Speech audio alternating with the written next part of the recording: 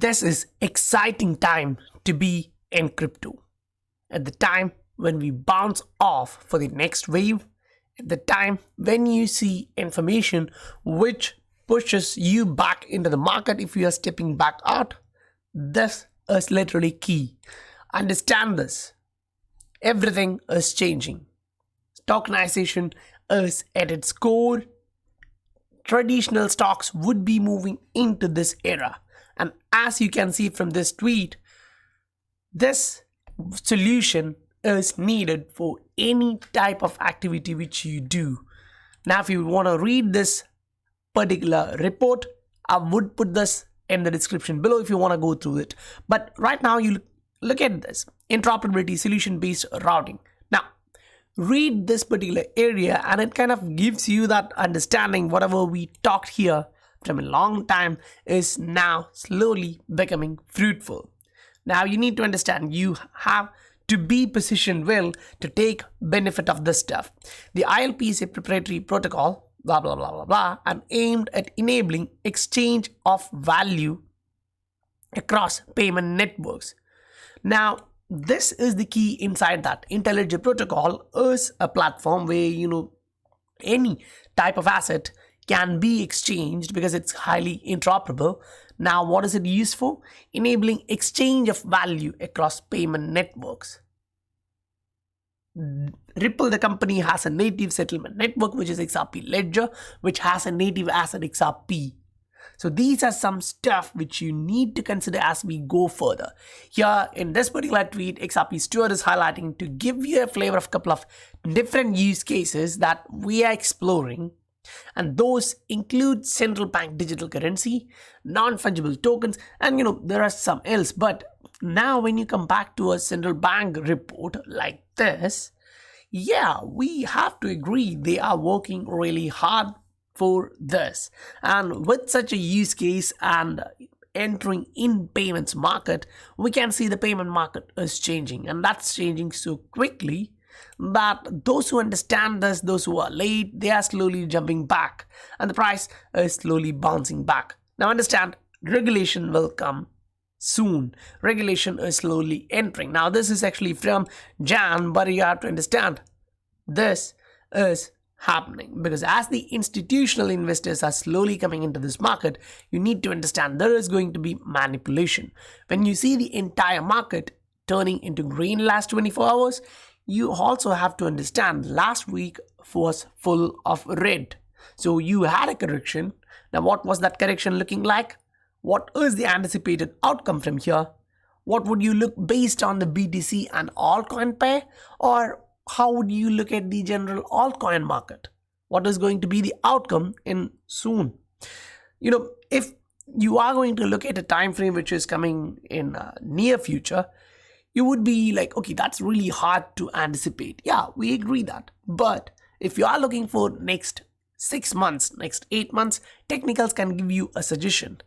Then if you are looking for a real investment, value investing, looking at the use case of what you are investing in and the current price being offered to you, yeah, that's a lot of indication. Once you see all of this stuff and get yourselves acknowledge that this is what is happening in the market, it gives you a lot of ability using that widened knowledge level to take that decision. Welcome to the Scientific Investor family, where we discuss crypto and science behind investing regularly. If you saw previous videos, you already understood that we were trying to spot on, and it was kind of spot on, right? We told just a day ago that it's about to happen. We are slowly going to bounce back and our targets are really high. You bounce from 0.96, anything like $10, like 10x there. That's huge for any kind of investors. If they are entering into a market like this with a green day and you go back to see the return rates here and you are like, okay, that's crazy outcome, right? Now, there are coins like BNB which has done 30x in a year, and you're looking at Bitcoin, which is being, that hyped coin right now, as institutional investors are mostly entering into BTC and Ether. But understand, if you are listened to Peter Lynch, you already understand retail investors have an advantage which the institutional investors doesn't have. But to put that into the right use, they need to be knowledgeable. So that's why we try to give you that perspective. Now, let's dive into the charts and explain what the scenario is looking like. This is a XRP BTC chart, and that's on a weekly. And as we were discussing while we were coming all the way back down here, those days were really, people were like high emotions, low psychology of investing, and they were like, okay, this is crazy, we are going to zero. And I was kind of trying to highlight, look at this is all-time lows. That means chances of bouncing back from here is high, because we have done that a couple of times previously. Now, including this, it's like the fourth time, right? 1, 2, 3, 4, and you're bouncing. So look at each time when you bounced, a minimum ROI, which you can anticipate is like 400%. And then the maximum goes all the way up to 5,000%. Now, remember, that's in XRP BTC pair if you're trading that asset. But if you are looking at XRP USD pair, fiat is a depreciating asset, so automatically you get a higher ROI, whereas BTC is an appreciating asset as of now, so you don't actually match that gain here. But that's why we are trading USD pair, right, to maximize our gain. So what are we looking at? The BTC dominance should be slowly going down, because in a monthly, now remember, this month is about to end, and on a monthly we have closed below this moving average, below this trend line support. You can consider like that, because that moving average was supportive for a long time, but you broke below. Now you're at a support, which is 50. Once you break below that 50, there are some supports which BTC dominance has, say 44, 39, 35. But if you close this month below this, BTC dominance is gonna go down heavily next month, because that's a monthly candle closing below, and that would be kind of pushing the MACD to the downside. Right now, both the lines of MACD are in a neutral territory, but if we go down a bit, that's entering back here. Now look at what happened when we were here and going down. The volume in MACD is already negative, so that's giving a taste of what's coming ahead. So if you know, that means it's great.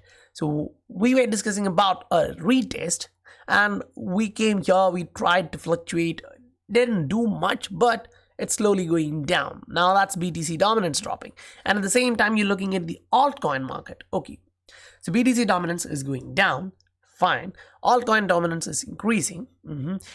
Right now we are in a pennant here in the RSI, so as we break above, that's bullish.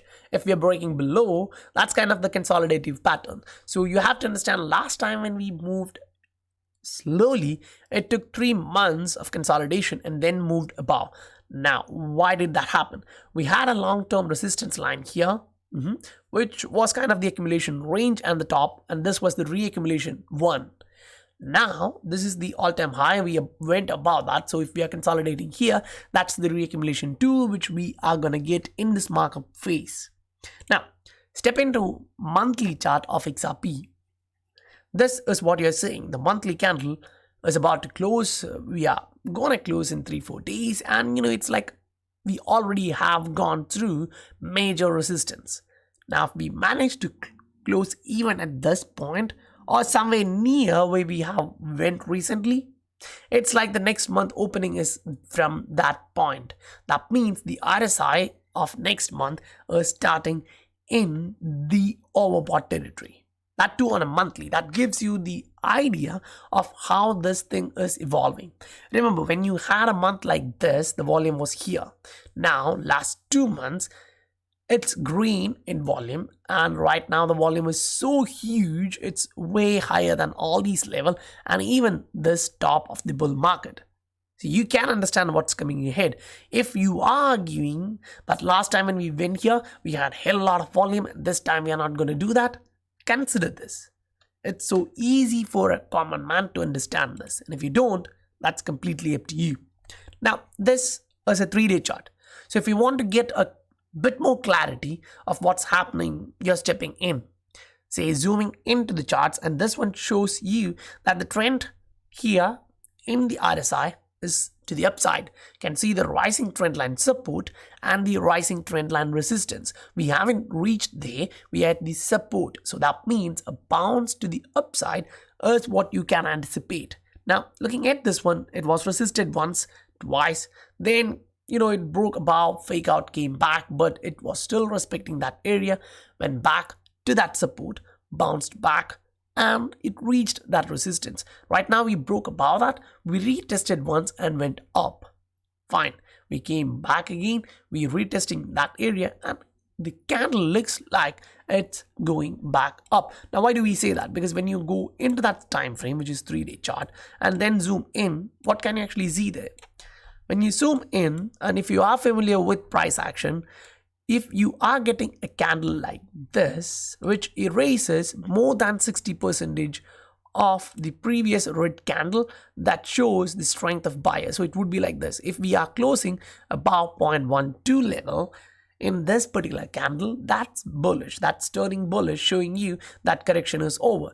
And when you look at price action like this, it's so easy to understand, like the momentum was to the upside, you corrected a little bit and then you're moving up. Now do understand at the same time, usually 3 candle reversal patterns are so common in crypto, right? It's kind of what you look at in a bull market, where you kind of see this is pumping up, then there is a correction, and then there is a continuation pattern. So if you go back all the way to history to look at what's happening there, you can understand we moved above the moving average, which was bullish. We moved near or close into this territory in the RSI. Now, yeah, that's all agreed on shorter time frames, and it's really hard to predict in that one. That's why we used a monthly. So coming back to this 3-day chart, this particular reversal candle gives you that idea that yeah, what is being shown in the daily chart has higher accuracy, and the chances for that breakout and move to the upside is higher. Now why do I say that? Because as I take you through this and you see this particular candle of bounce, now this is something similar here, right? You kind of moved up, new high compared to this one, and then it corrected. That's 3-bar reversal. Then when you are breaking this particular level and moving up, that's kind of a bullish signal there. So for you to look at that one, you're kind of either 50-60% of this candle or the close of these. But here that doesn't actually make sense, right? You don't actually get that clarity there, but the wick of the previous candle here really does. So that's kind of the price action analysis if you are looking at it.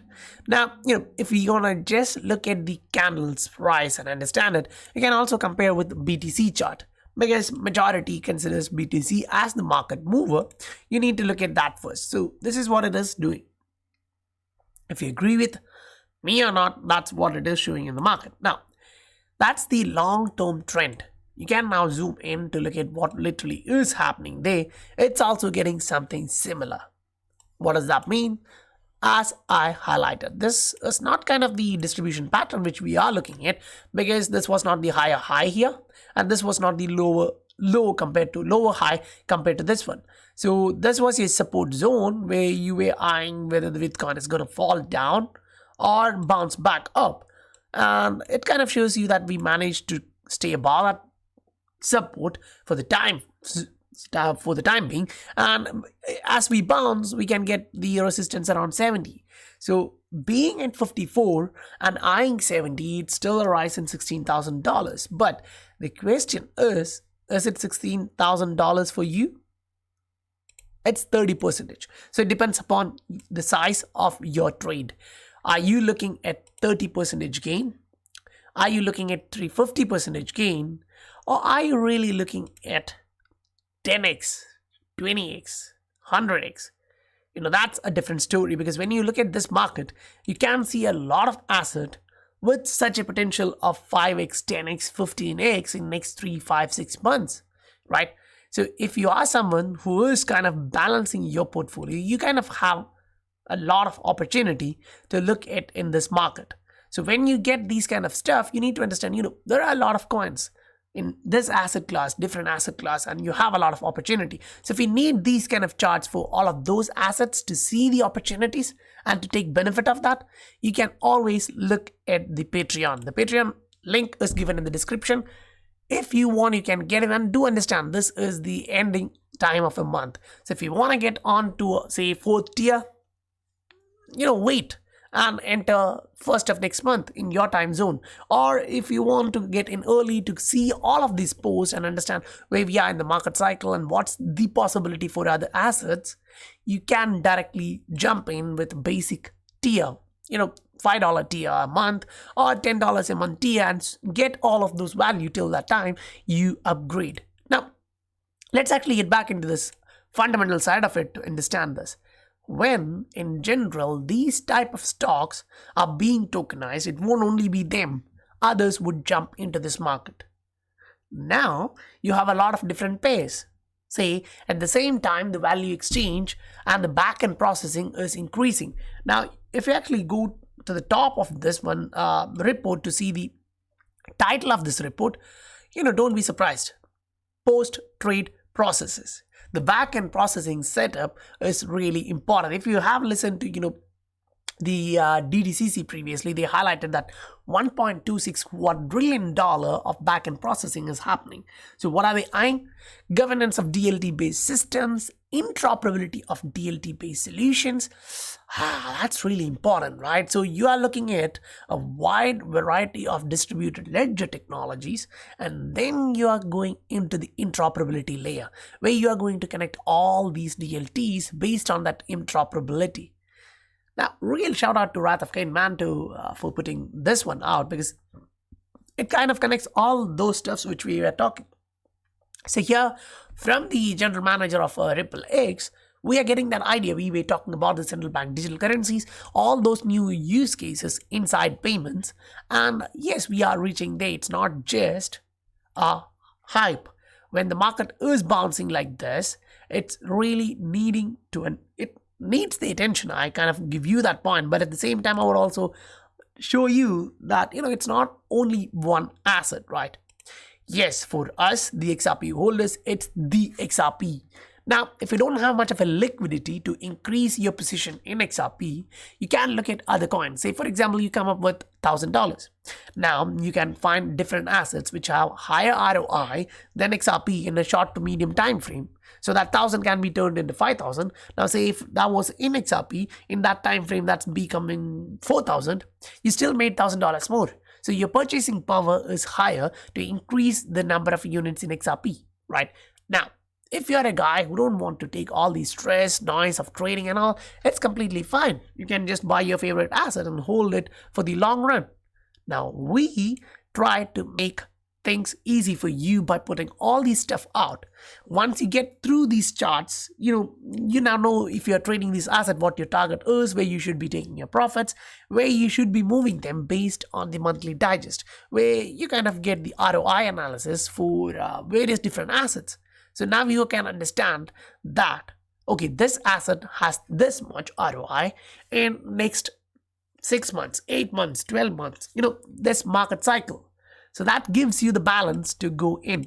Now, say for example, here in XRP chart, when we actually jump back into XRP USD, we can understand if we go into a 4-hour chart, which mostly people actually directly jump into a 1-hour chart, 4-hour chart, and they get confusing. Okay, what's happening?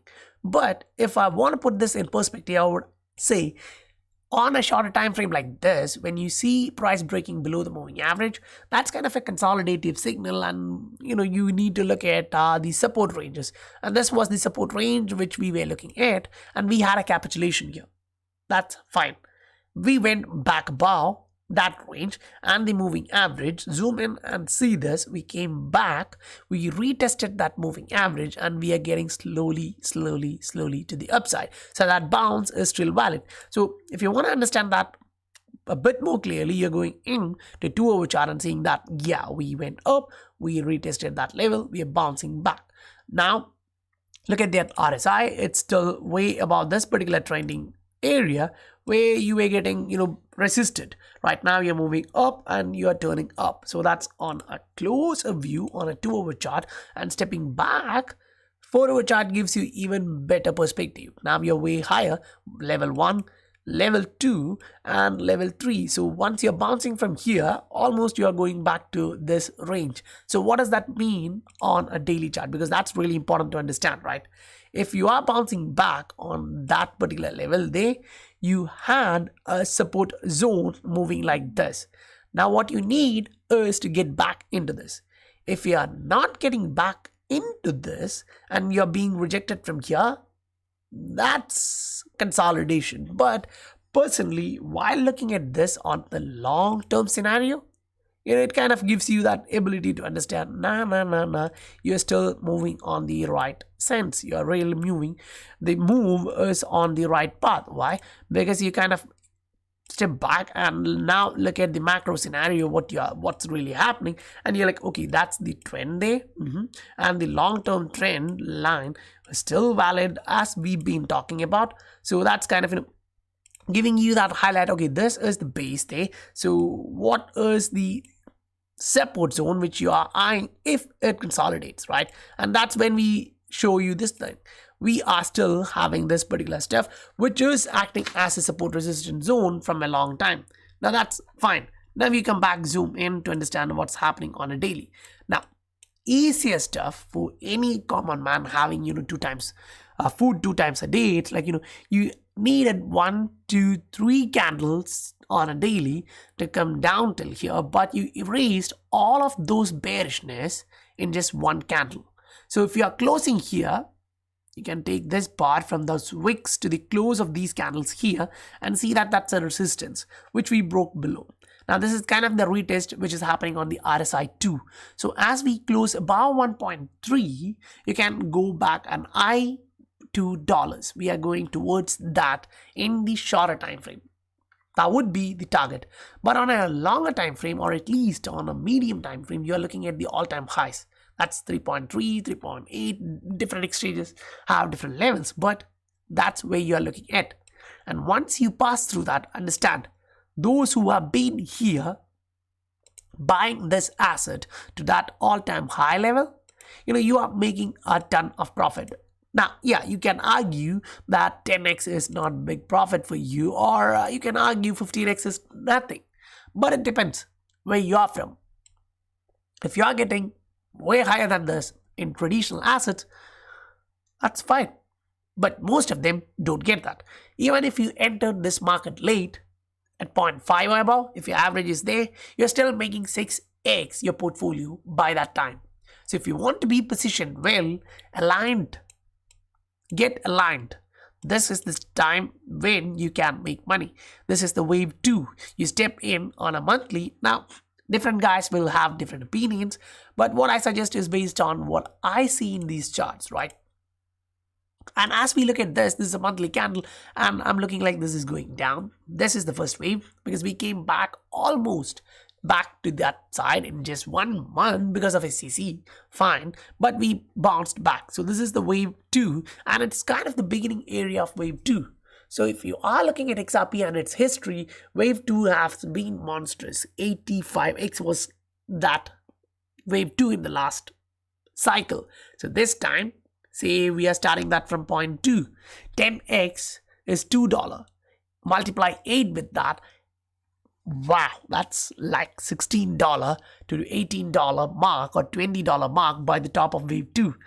Now that's just plotting the history. Now if we consider the trend and evolution in this cycle, you get higher numbers. That's something you need to understand. So sticking with your asset and understanding what you own is really important, because when you see these kind of stuff in the market, understand by the end of this market cycle, it's going to be so huge. And if you are a naysayer saying, no, the market cap cannot reach there, just go to Google and type and see how much money has been printed by governments in last 1 year or just after the start of the current health crisis. They printed way more than $20 trillion. And you are kind of saying, no, the crypto market cannot reach $5 trillion, $10 trillion mark. I'm surprised. Because I personally see at least 18 to 20 trillion dollar market cap for this cycle, a minimum. And it can even go somewhere near to 40-50 trillion. Now, yeah, when I say this, your eyes will go, wow. But understand that's a possibility.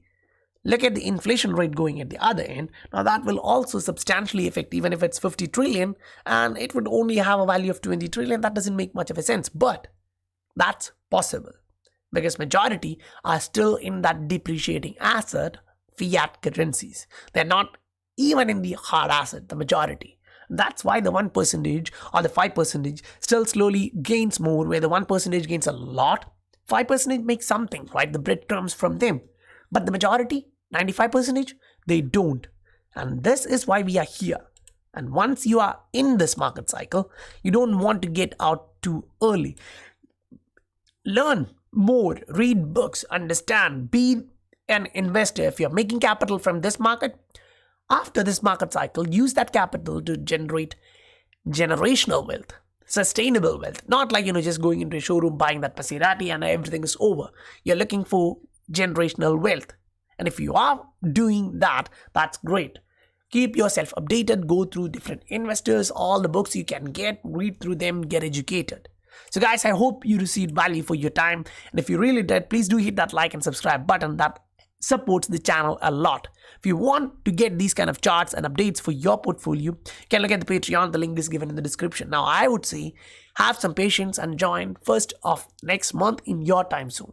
So guys, I'll meet you on the next video. Bye.